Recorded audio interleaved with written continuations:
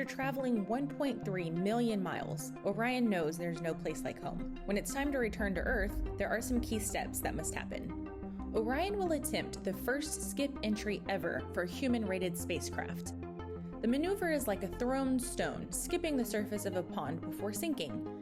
The capsule first uses the upper part of Earth's atmosphere to reduce speed and generate lift, so it skips back out into space. After the skip, Orion will make a final re-entry, experiencing temperatures around 5,000 degrees Fahrenheit and decreasing speed significantly. A system of 11 parachutes will slow the capsule down even more before it splashes down off the coast of California.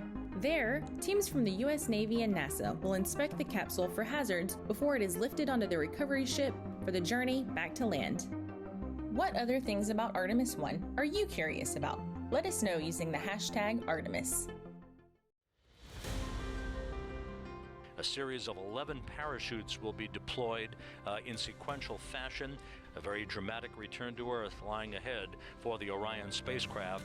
Our design is almost exactly the Apollo design. The shape of the mains, the shape of the drogues. The only major difference is we are bigger. Apollo weighed roughly 13,500 pounds, and we weigh 22 and change thousand pounds. And so our parachutes are larger because we have more energy to take out of the system, and our parachutes are stronger. So at a fundamental level, all round parachutes are alike. The Orion system has drogue parachutes that initially decelerate the system, and because they're deployed at a much higher velocity, they're made of ribbons. The ribbons can take the fluttering associated with high velocity deployments much better than a solid canopy can. And once the system slows down, it deploys the mains. The mains are much closer to a personnel chute. They're called ring sails. The major difference would be that a personnel chute could be 28 to 30 feet in diameter, and a CPAS main is 116 feet in diameter. So the Orion parachutes are what we refer to as hybrid parachutes. The drag surfaces are nylon, but then the structural grid, how we take the drag on that nylon surface and transmit it down to the vehicle, is made of Kevlar. And Kevlar is quite a bit stronger and stiffer, and it just completely different material than the drag surfaces are. So the CPAS system is designed to safely recover the crew with just 2 mains deployed. The problem with deploying the backup chute after you deploy the first 2 chutes is you have to negotiate the chute that's already out there. So what we chose to do, and what Apollo chose to do, was to deploy the backup chute with the main system itself.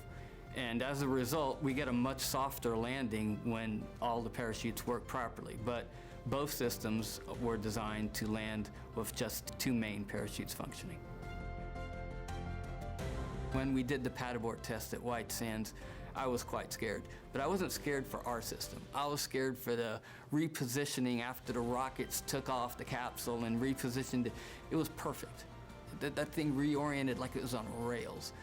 And I swear to you, this huge relief came over me when the cover came off, because I thought, wow, we're not done, but we're done. I know this system's gonna work.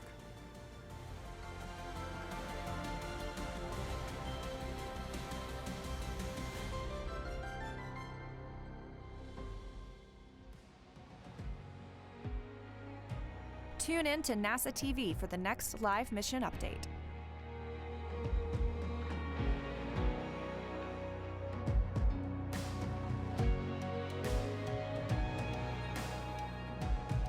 For more on the science of the mission and resources for students and educators, head to stem.nasa.gov/Artemis.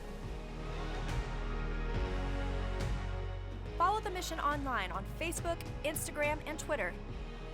And get the latest updates from the Artemis blog at blogs.nasa.gov/Artemis.